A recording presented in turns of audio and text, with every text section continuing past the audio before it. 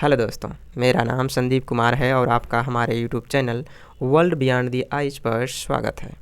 आज हम इटली के एक प्रसिद्ध राजनीतिक विचारक व यथार्थवाद के जनक मैकियावेली का अध्ययन करेंगे। मैकियावेली, जिनका जन्म आज से लगभग 500 वर्ष पहले इटली में हुआ था। इटली, जो कि वर्तमान में यूरोप के दक्षिण में भूमध्य सागर में अवस्थित एक देश है। जिसमें मैकियावेली का जन्म हुआ था, उस समय इटली 5 सामंती राज्यों में विभाजित था। मैकियावेली अपने प्रसिद्ध पुस्तक द प्रिंस में लिखते हुए कहते हैं कि किसी भी राष्ट्र की एकता व अखंडता को सुनिश्चित करने व मानवीय स्वभाव को नियंत्रित करने के लिए एक शक्तिशाली राजा की आवश्यकता होगी, जिसके भीतर मुख्यतः 3 गुण होने चाहिए। सैन्य कला का ज्ञान होना चाहिए, शेर जैसा साहसी व लोमड़ी जैसा चालाक होना चाहिए।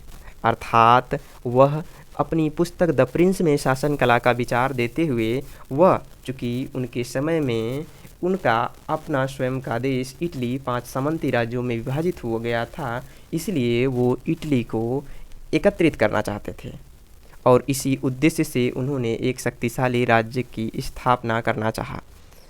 उन्होंने तो यहाँ तक कहा कि जो धर्म है, अर्थात अगर शक्तिशाली राजा को मानवीय स्वभाव का नियंत्रण व राज्य की एकता अखंडता को सुनिश्चित करना है, वह शासन स्थायी रूप से बनाए रखना है, तो उसे धर्म का प्रयोग राजनीतिक हथियार के रूप में करना चाहिए।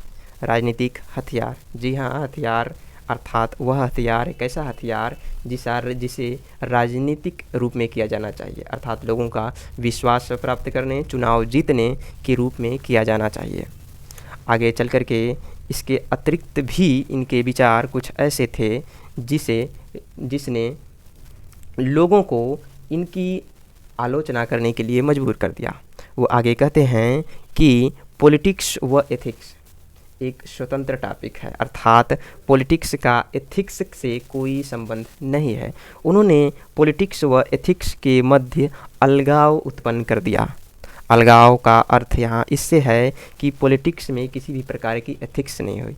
उन्होंने दोहरी नैतिकता के मानदंड का प्रयोग किया और शायद यही कारण है कि उनकी कई आलोचकों के द्वारा आलोचना किया जाता है। जैसे यहाँ पर हम देख सकते हैं कि शेबाइन के द्वारा उन्हें की आलोचना करते हुए कहा जाता है कि वह अपने युग का एक शिशु थे, अर्थात उनका अविकसित दिमाग था जो कि संकीर्ण रूप से सोचते थे। वहीं गांधी जी अपनी हिंद स्वराज नामक बुक में लिखते हुए बोलते हैं कि बबूल के पौधे से कभी भी गुलाब की उम्मीद न करें, अर्थात गांधी जी के लिए नैतिकता के बिना राजनीति एक मौत की जाल है और कुछ नहीं। आगे चल कर के चूँकि इनकी कुछ प्रासंगिकता भी थी, इसीलिए कुछ राजनीतिक विचारक ऐसा कहते हैं कि भले ही मैकियावेली के विचार औपचारिक रूप से प्रासंगिक ना हो, परंतु इस वर्तमान धूर्त राजनीति में हर कोई धूर्त होता है, लेकिन कोई इसे स्वीकार नहीं करता। शायद यही कारण था कि चिंतकों के द्वारा उन्हें प्रथम आधुनिक राजनीतिक विचारक कहा जाता है। वहीं लास्की ने इन्हें राजनीतिक यथार्थवाद का जनक कहा है।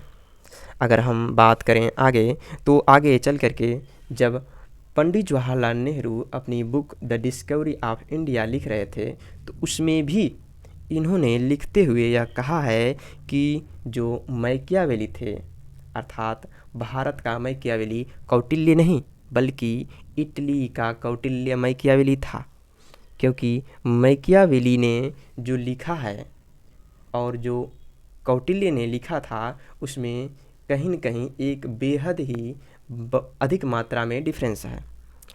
तो मैकियावेली का टॉपिक समाप्त होता है। आपका बहुत बहुत धन्यवाद मेरे प्रिय दोस्तों। तो चलिए मिलेंगे हम अपने अगले टॉपिक पर। ओके, धन्यवाद।